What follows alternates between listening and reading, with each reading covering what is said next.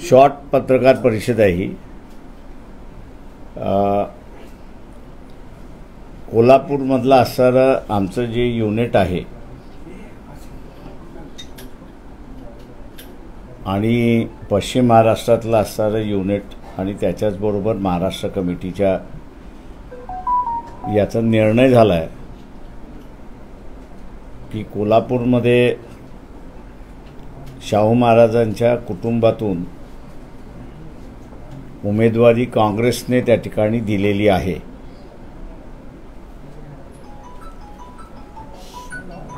आम्ही असणारं पक्ष म्हणून आणि आयडिओलॉजी म्हणून फुले शाहू आंबेडकर असं संबोधित त्या ठिकाणी करत असतो, आयडिओलॉजिकल भूमिका त्या ठिकाणी घेत असतो आणि त्याच्यामुळे शाहू महाराजांचा असणारा विचारसरणी आणि त्यांचं असणारं कुटुंब हे चळवळीचं जवळचं कुटुंब आम्ही त्या ठिकाणी असणारं मानतो आणि म्हणून निर्णय तिन्ही ठिकाणी असणारं घेण्यात आलेला आहे की पक्षाच्या वतीने त्यांना पूर्णपणे आमचा असणारा पाठिंबा आहे।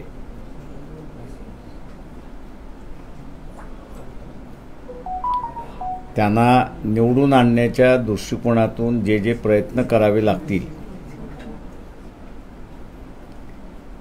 ते सगळे प्रयत्न पक्षाच्या वतीने त्या ठिकाणी केल्या जातील।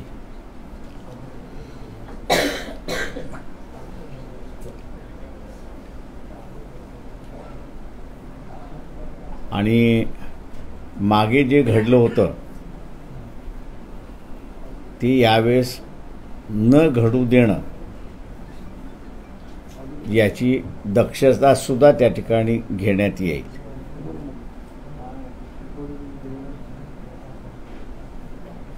कोल्हापूरमध्ये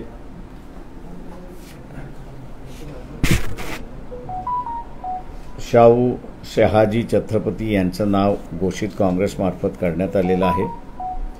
त्यांना वंचित बहुजन आघाडीचा पूर्ण पाठिंबा आहे। आपण आता विचार सर, जागा वाटपाचा काही तिढा सुटलेला आहे का किंवा तुमची भूमिका काय? आज ओबीसी बहुजन पार्टी यांचे जे नेते आहेत प्रकाश शेंडगे हे सुद्धा तुमच्या भेटीसाठी आले होते। एक दीड तास चर्चा सुद्धा झाली आहे। 22 जागांचा त्यांनी सुद्धा प्रस्ताव दिला अशी माहिती मिळते। काय नेमकं यातून बोध घ्यावा किंवा काय यातून आउटकम? तुम्ही दोन मिक्सअप करताय। MBAचा तुम्ही जर विचारणार असाल तर तो तिढा तुम्ही त्यांनाच विचारा, त्याच्याबद्दल आम्हाला काहीच माहिती नाही आहे। तुम्ही जे पत्र लिहिलं होतं मला समजत होते। दुसरं, प्रकाश शेंडगे यांनी असणारा नवीन पक्ष रजिस्टर्ड केलेला आहे। त्यांनी एक लिस्ट आमच्याकडे असणारं सादर केलेली आहे। तेव्हा त्यांना आम्ही असं सांगितलं की आमचंच घोंगडं तिथं भिजत पडलेलं आहे, ते मिटल्याशिवाय आम्ही आपल्याशी त्या ठिकाणी बोलू शकत नाही किंवा फायनलिटीला आपण येऊ शकत नाही। दीड तास आमची असणारी चर्चा झाली। ते कुठले कुठले मतदारसंघ मागतात आहेत, का मागतात आहेत याची असणारी माहिती आम्ही त्या ठिकाणी घेतली आणि पुढची चर्चा कंटिन्यू राहील असं आम्ही त्या ठिकाणी ठरवलेलं आहे। 4 सीझनच्या बैठकीनंतर तुमची जागा वाटपासंदर्भात महाविकास आघाडीसोबत काही चर्चा झाली का? कारण दावे प्रतिदावे बरेच करण्यात आले। संजय राऊतांनी म्हटलं की प्रस्ताव स्वीकारला असतं तर बरं झालं असतं। या सगळ्याचा अर्थ काय काढायचा? म्हणजे आता पण म्हणतायत की प्रकाश आंबेडकर जे ते कोळी टाकत असतात। कोळी टाकत असतात की त्यांना वस्तुस्थिती दाखवल्या जात असते, दोन गोष्टी आहेत त्यात। माझं म्हणणं असं आहे की तुम्ही आम्हाला जर सहकार्य केलं असतं तर कदाचित हे घोंगडं ते दिवस भिजलं नसतं। तुम्ही सगळ्यांनी असणारं टार्गेट आम्हाला केलं आणि म्हणून त्यांना त्यांचं कोंबडं झापता आलं। त्यांचं कोंबडं आता असणारं उगवायला लागलेलं आहे, आवाज द्यायला लागले, बांग द्यायला लागलेलं आहे की 10 जागेवरती असणारा सेना आणि काँग्रेस यांचा टाय आहे। 5 जागांवरती NCP शिवसेना आणि काँग्रेस असा असणारा टाय आहे। ही न्यूज माझ्या अंदाजानं एक 8-10 दिवस अगोदर आम्ही ज्यावेळेस मांडलं होतं तिला असणारं प्राधान्य मिळालं असतं तर कदाचित तो रिझॉल्व झाला असता.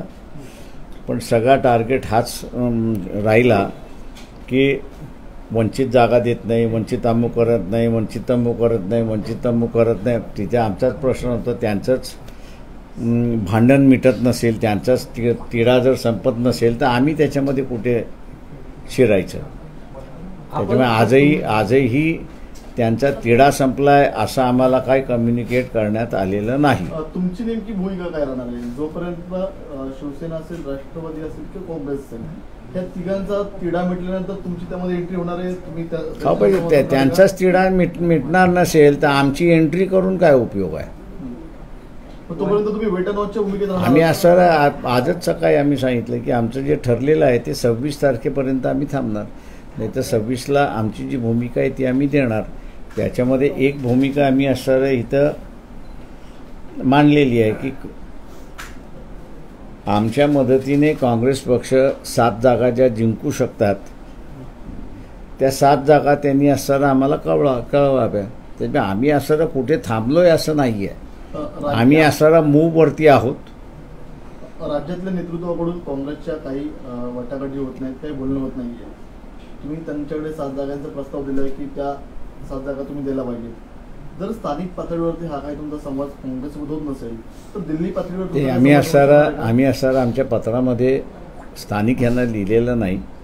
ते पत्र आम्ही असं काँग्रेसचे अध्यक्ष जे आहेत खरगे यांना असणारे लिहिलेलं आहे. रमेश त्यांचे असणारे जे EICC ऑब्झर्वर आहेत त्यांना असणारं त्या ठिकाणी लिहिलेलं आहे. आणि एक इन्फॉर्मेशन म्हणून आम्ही असणारा नाना पटोलेंना सुद्धा त्या ठिकाणी लिहिलेलं आहे. त्याच्यामुळे आम्ही असणारं एक्सपेक्ट असं करतोय की महाराष्ट्रातल्या काँग्रेसचं कुठल्या 7 जागांवरती एकमत झालं तर फार चांगलं आहे. नाही झालं तर त्या खरगे जे आहेत अध्यक्ष जे आहेत त्यांनी घेऊन ते आम्हाला कळवाव्यात असं आम्ही त्यांना म्हटलेलं आहे. तुमच्या 7 जागांसंदर्भात तुम्ही त्यांना पत्र लिहिलं, पत्रांचा अजून कोणता रिस्पॉन्स आलेला नाही. बरोबर आहे. जर गरज पडली तर स्वतः तुम्ही राहुल गांधींची या संदर्भात संवाद साधणार आहात का तुमची काही भूमिका घेण्यापूर्वी? अजून त्याच्यावरती आम्ही काही विचार केलेला नाही. तुमच्या 7 जागांचा अर्थ असा काढायचा का की काँग्रेसने 7 जागा आम्हाला कळवाव्या, त्या 7 जागांवर वंचित पाठिंबा देईल, उर्वरित 41 जागांवर वंचित बहुजन आघाडी स्वतःचे उमेदवार उभे करणार आहे? तो निर्णय आम्ही नंतर घेऊ. 26 तारीखपर्यंतचं तुम्ही अल्टिमेटम? 26 तारखेच्या नंतर आम्हाला तो निर्णय घ्यायचा. आम्ही असणारं आम्हाला कोणाला कळवण्याची गरज नाही आहे. आम्हाला जे कळवायचं ते पब्लिकला कळवायचं, वोटरला कळवायचं.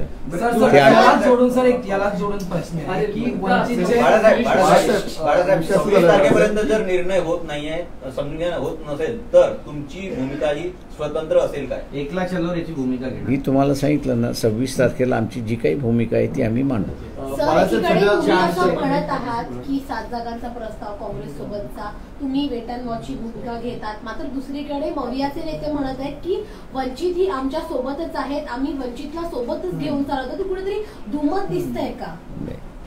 आम्ही असं यांचं जर जमलं नाही तर त्याच्यामधला आम्ही असा चॉईस हा दिला की काँग्रेसच्या 7 जागा ज्या आहेत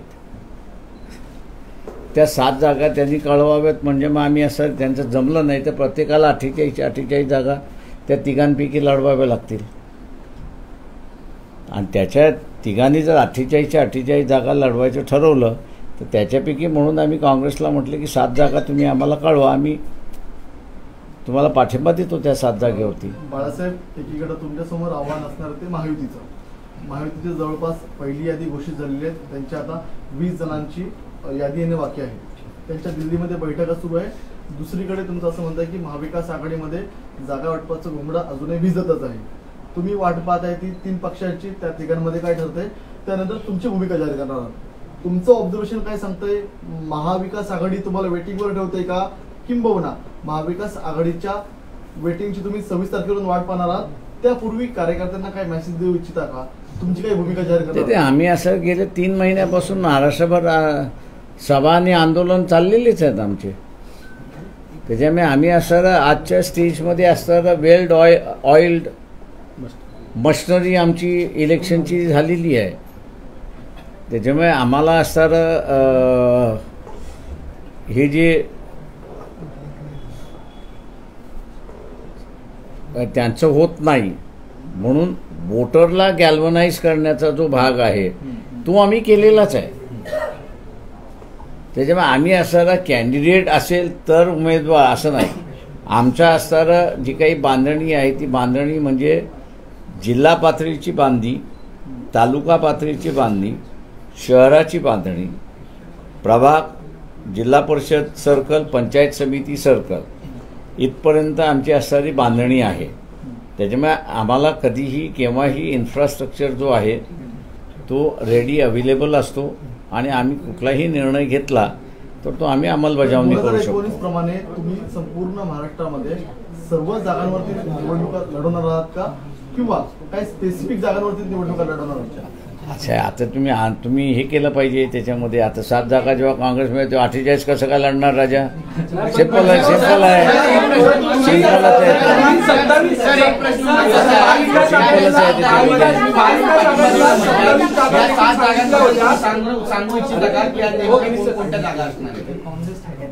मी काँग्रेस पार्टीचा अध्यक्ष थोडी आहे. 27 जागांचा आपण एक माहिती दिली होती महाविकास आघाडीच्या बैठकीत की या 27 जागा आहेत, ह्याच्यापैकी काही जागा आम्हाला भेटल्या पाहिजे. मग ज्याप्रमाणे त्यांनी विचारलं की 48 जागा लढवणार की अजून किती, मग त्या 27 जागांचा तुम्ही जो सर्वे केला होता किंवा तुमच्या माहितीत आहे, मग त्या जागांवर तुम्ही निवडणूक लढवणार आहे का? जर एकवलं चालायची तुमची भूमिका असेल तर? नाही, अजून मी म्हटलं ना की आमची भूमिका जी आहे ती आम्ही 26 तारखेला मांडतो. पत्रामध्ये असं म्हटलं होतं की वंचितच्या प्रतिनिधींचं ऐकून घेतलं जात नाही महाविकास आघाडीच्या बैठकीमध्ये. आता मागे जी महत्वाची बैठक सिल्वर गोकुळ झाली तिथे सुद्धा वंचितला बोलवण्यात आलं नाही महाविकास आघाडीकडून. तर कुठेतरी वंचित या पक्षाला गृहीत धरलं जाते का महाविकास आघाडीला?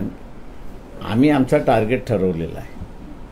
डिसलॉगिंग बीजेपी हा आमचा टार्गेट आहे. त्याच्यामुळे तो टार्गेट अचीव करण्यासाठी हे जे छोटे मोठे हेवेदावे जे आहेत त्याला आम्ही बाजूला सारतो. आम्ही त्याला काही फार मोठं महत्त्व देतोय असं नाही. आमचं म्हणणं असं आहे की त्याच्यामध्ये त्यांची जी मुळात भांडणं आहेत ती संपली पाहिजेत. ती जर संपत नसतील तर मग आम्हाला काय भूमिका घ्यायची ती आम्ही 26ला घेऊ ना. भाजपच्या जागा कमी झाल्या तर नितीन गडकरी हे पंतप्रधान होऊ शकतात. भाजपच्या जर जागा कमी झाल्या नितीन गडकरी हे पंतप्रधान होऊ शकतात. देशाच्या 200च्या खाली जर जागा आल्या किंवा 250 आल्या किंवा किती आल्या ते डिपेंडेबल आहे. मी असं म्हणेन की ऑपोजिशनच्या किती आल्यात. समजा हे 200च्या खाली आले असं धरून चालू तर 300 जागा त्या बाजूला आहेत ना. जेव्हा 300 जागा त्या बाजूला असेल तर पंतप्रधान नेमका त्याच बाजूचा होणार. नितीन गडकरी कसं होणार? त्याच्यामध्ये असणारं जे आहे ते काँग्रेस पार्टीचा रोल हा महत्त्वाचा राहील असं मी त्या ठिकाणी मानतोय. आणि तो रोल म्हणजे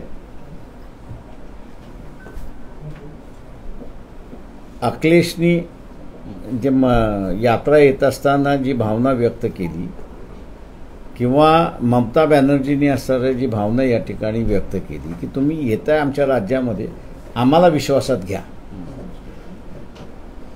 किंवा डिपेंडेबल हे राहील की त्यावेळेस काँग्रेस पक्ष या सगळ्यांना विश्वासात घेऊन जर केलं तर काँग्रेसची बाजू आहे. विश्वासात जर काँग्रेसने घेतलं नाही तर मग कोणाची ही बाजू? सर, विश्वासाचाच प्रश्न आहे. तर मग ज्या 4 जागेंचा प्रस्ताव दिला होता तुम्हाला त्या 4 जागेंपैकी 2 जागा अशा होत्या की जिथे ते तिन्ही पक्ष महाविकास आघाडीतले जिंकू शकत नाही असं एक अंदाज वर्तवला जात होता. म्हणून त्या 4 पैकी 2 जागा तुम्हाला दिल्या असं म्हटलं जातंय. मी काय म्हणालो की आम्हाला असं तुम्ही कुठून 4चा आकडा आणला हा मला माहित नाही. संजय राऊतांनी सांगितलंय 4 जागांचा आम्ही प्रस्ताव दिला. त्या 4 जागा कोणत्या गुड आता उकललेलं नाहीये. त्यामुळे वंचित कडून ते सांगता येईल का की 4 जागा आम्ही असणारा माझ्या अंदाजानं सिद्धार्थ मोकळे यांनी बरेच वेळा त्यांच्या व्हिडिओमधनं आणि त्यांच्या स्टेटमेंटमधनं क्लिअर केलं आहे की आम्हाला 4 कधीच ऑफर केलेल्या नाहीत. 3 ऑफर केल्या होत्या. त्याच्यामध्ये एक अकोला होती की जी आम्ही त्यांना म्हटलं तुम्ही परत घ्या. तसं म्हटलं तर 2च जागा त्याच्यामधल्या असणाऱ्या दिल्या होत्या त्यांनी. त्याच्यामुळे हा म्हणून म्हटलं की आम्ही जे म्हणतोय ते कॅरी करण्याच्या ऐवजी संजय जे म्हणतात ते फार मोठ्या प्रमाणात कॅरी केलं जाते, अशी असणारी परिस्थिती आहे. सर नेमक्या तुम्हाला किती जागा पाहिजेत महाविकास आघाडीकडून? एक प्रत्यक्ष असं तुम्ही आता चर्चा ह्या टीव्हीवरनं होत नसतात. नाही, तुम्हाला नेमक्या जागा किती पाहिजे? सर्व महाविकास आघाडीकडून वेगवेगळ्या जागांची आकडेवारी समोर. सर तुम्ही स्पेसिफिक संजय राऊतांचं नाव घेतलं की संजय जे म्हणतायत ते केलं पडत जातं. महाविकास आघाडीमध्ये प्रमुख 3 नेते आहेत, शरद पवार आहेत, उद्धव ठाकरे आहेत, नाना पटोले आहेत. तुम्ही थेट त्यांच्याशी या संदर्भातला का संवाद साधत नाही? जर संजय राऊतांमुळे काहीतरी अडचणी निर्माण होत आहेत, कोणामुळे अडचणी होते त्यांच्यामधलं त्यांनी असलेला असं एक लक्षात घ्या की त्या चर्चेमध्ये जे झालं त्याच चर्चेमधनं आमच्या लक्षात आलं की यांच्या 15 जागेंवरती भांडणं आहेत. आता 15 जागेंवरती भांडणं असताना तुम्ही त्या फ्रेंडली लढणार आणि उरलेल्या जागेंवरती तुम्ही काय करणार, याचा कुठेतरी निर्णय झाला पाहिजे. तो निर्णय झाल्याशिवाय आम्ही असताना पुढे काहीच बोलू शकत नाही. आता समजा त्यांनी निर्णय घेतला की 15 जागेवरती फ्रेंडली करायचं, मग आम्हाला ठरवावं लागेल त्या 15 जागेवरती फ्रेंडली करायचं की ह्याच्यापैकी कोणाला पाठिंबा द्यायचा. आमच्यासमोरचं कोड आहे. त्याच्यामुळे म्हणून आम्ही म्हटलंय की आम्ही 26 तारखेपर्यंत थांबणार की यांचं हे 15 जागेंचं कोडं उलगडतंय की न उलगडतंय. शरद पवारांनी भाषणामध्ये एक महत्त्वाचं विधान केलं. ते म्हणतात की भाजपला सत्तेत यायचे कारण त्यांना घटना बदलायची. 15 दिवसापूर्वी सुद्धा असं एक वक्तव्य समोर आलं होतं. तुमची प्रतिक्रिया काय आहे? 2014मध्येच BJPने व्हेरी क्लिअर केलं होतं की आमचा अल्टिमेट एम सत्ता घेण्याचा म्हणजे संविधान बदलण्याचा. आता 2014मध्येच त्यांनी डिक्लेअर केलं होतं. किंवा मी असं म्हणेन की 1950 सालीच RSSनी व्हेरी क्लिअर केलं होतं. डिक्लेरेशन आहे त्यांचं की ज्या दिवशी आमच्या हातामध्ये सत्ता येईल त्या दिवशी आम्ही हे संविधान बदलणार. हे माहीत असताना NCPने त्यांना 2014 साली न मागता पाठिंबा दिलाच होता.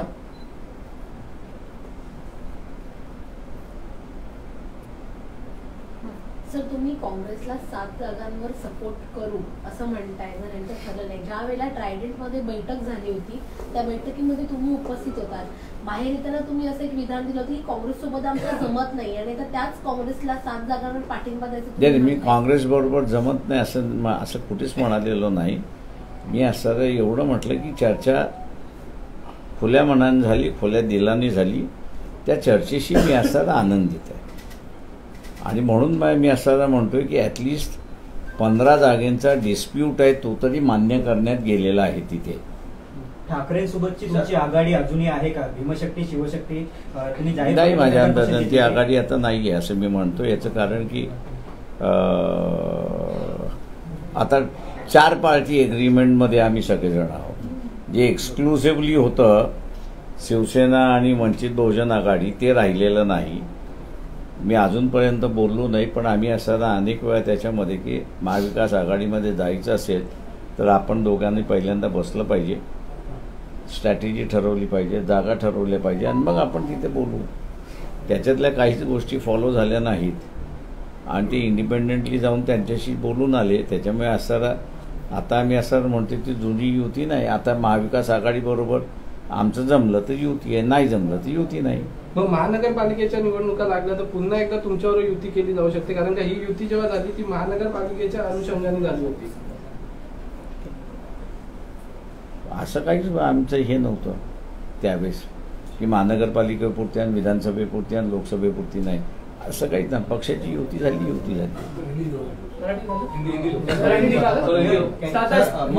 एक मिनिट जालन्याची जी जागा आहे मनोज जरांगे जर लढतील तर आपली भूमिका त्याबद्दलची काय? त्यांच्या देखील नावाची मला वाटतं उद्यापर्यंत थांबलं पाहिजे, कारण का 24 तारखेला जरांगे पाटील यांनी त्यांच्या सगळ्या कार्यकर्त्यांची बैठक बोलवलेली आहे. त्यांची काय भूमिका येते ते आम्ही बघू आणि त्याच्यावरती मग प्रतिक्रिया देऊ.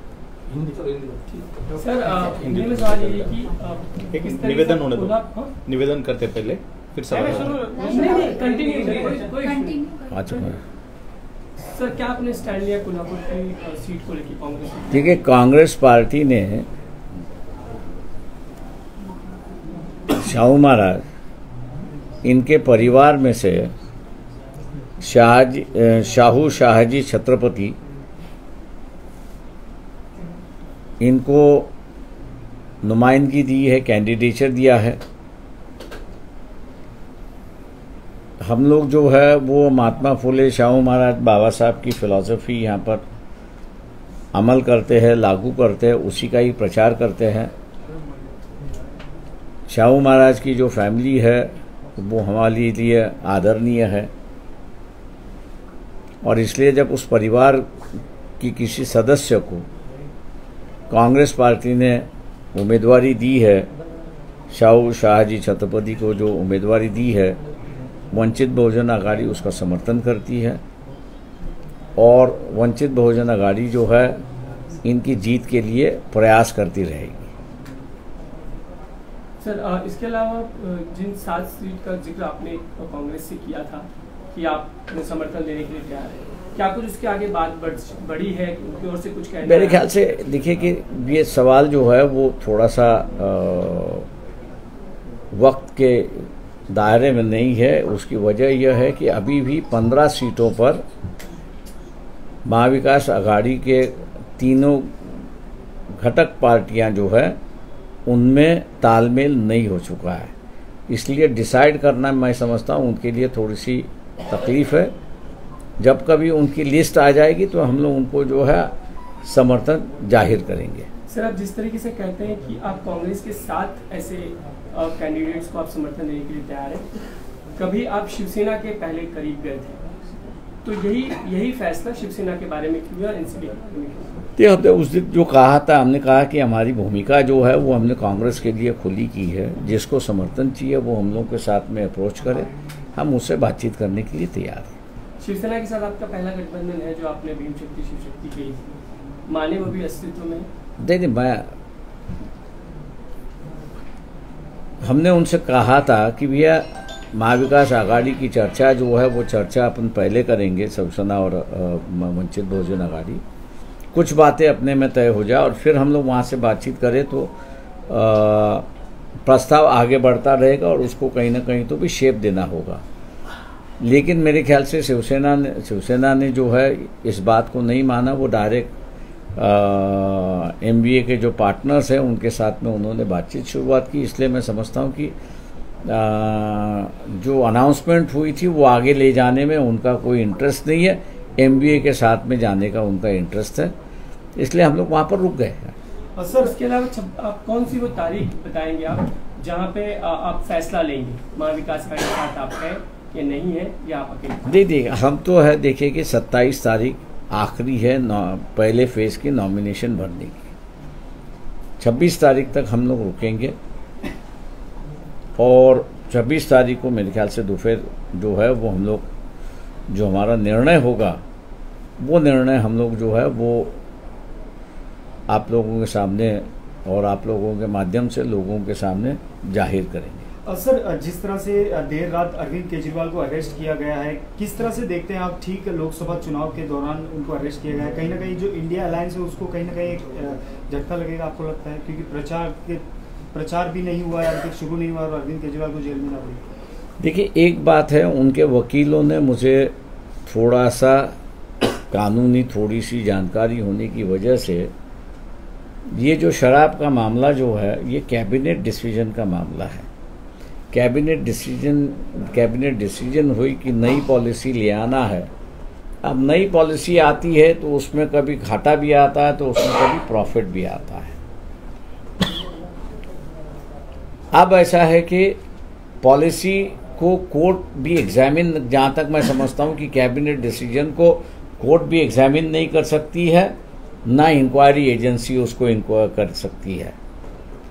वो इंक्वायरी करने का अधिकार जो असेंबली में और पार्लियामेंट में जो PAC है, पब्लिक अकाउंट्स कमेटी जो है, वो पब्लिक अकाउंट कमेटी को है और संवैधानिक तौर से ये सीएजी को है और किसी को नहीं है।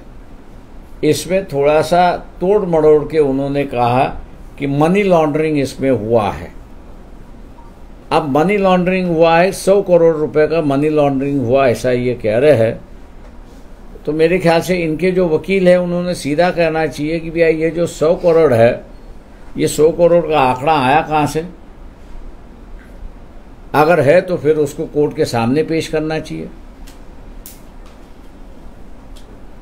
ये तो मैं कहूँगा कि तोड़ मड़ोड़ करके मनी लॉन्ड्रिंग का मामला पॉलिसी मैटर में बना दिया, ऐसा मैं मानता हूँ। जब तक इसका लिंकेज नहीं होता तब तक ये अरेस्ट करना भी कानूनी है, ऐसा मैं वहाँ पर नहीं मानता हूँ।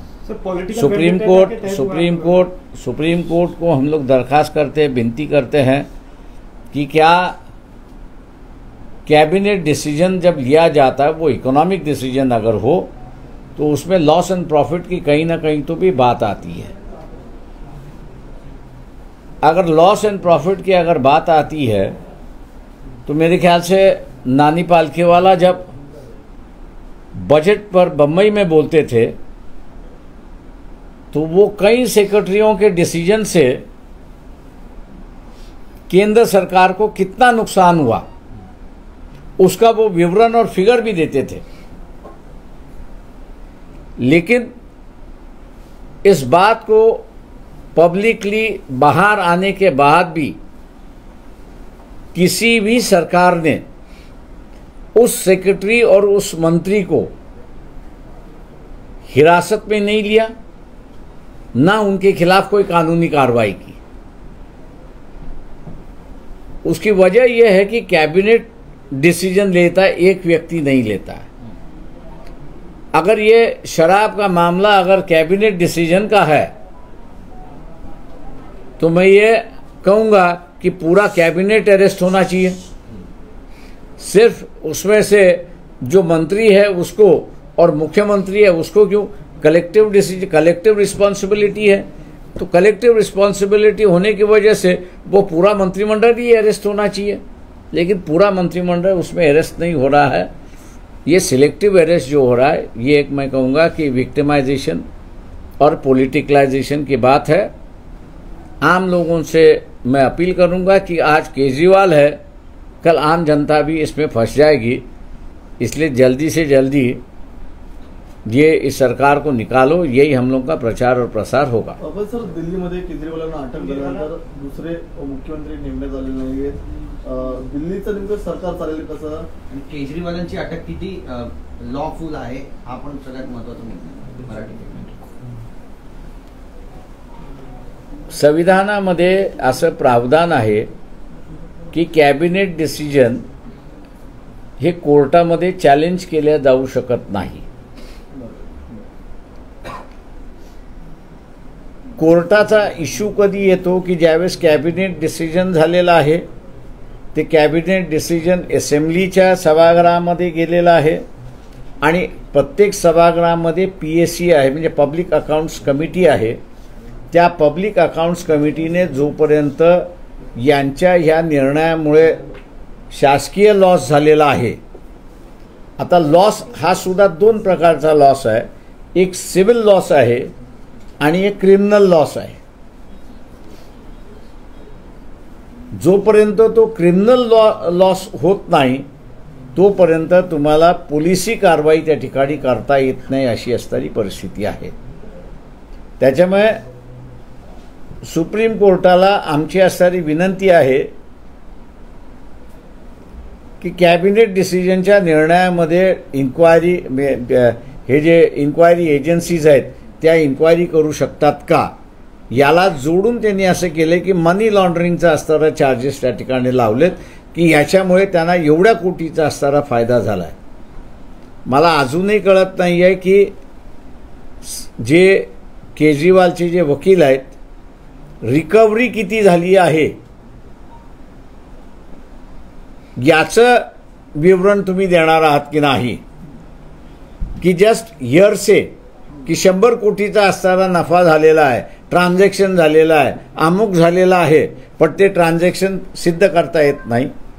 त्याच्यातले असणारे पैसा रिकव्हरी झाला आहे ते तुम्हाला कोर्टाला सांगता येत नाही.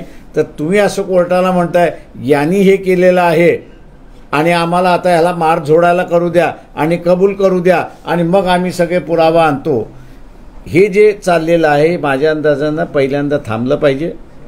सामान्य माणसांना असणारं माझं आव्हान आहे की आज केजरीवाल आहे, उद्या आपण सगळे सध्या असू शकतो अशी परिस्थिती आहे. माझा प्रश्न असा होता की त्या ठिकाणी आता राज्यामध्ये मुख्यमंत्री नाहीये, तर राज्य सरकारचं काम चालणार कसं? कारण की कॅबिनेटचे प्रमुख म्हणून मुख्यमंत्री कॅबिनेट बैठक घेत असतात, फाईल क्लिअर करत असतात. आता जर मुख्यमंत्री जेलमध्ये असतील तर कॅबिनेटचे निर्णय कोण घेणार, एक प्रश्न. आणि जर उद्या फाईल एक दिवस मुख्यमंत्री आता आज असेल, जेलचा नियम असं सांगतो की त्यांना राजीनामा देणं बंधनकारक नाहीये, पण जर दिवसाला हजारो फाईल साईनचं गरज असेल. प्रश्न त्याच्यामधला असणारं एक आपण लक्षात घेतलं पाहिजे की हिरासतमध्ये ज्यावेळेस घेतला जातो त्यावेळेस तो एक्यूज नसतो. इन्क्वायरी करायची आहे आणि इन्क्वायरी करायची असल्यामुळे त्याचं फ्री मुवमेंट जी आहे ती रिस्ट्रिक्ट केल्या जाते. त्याच्यामुळे असणारा उद्या केजरीवालने ठरवलं की मी जेलमधनं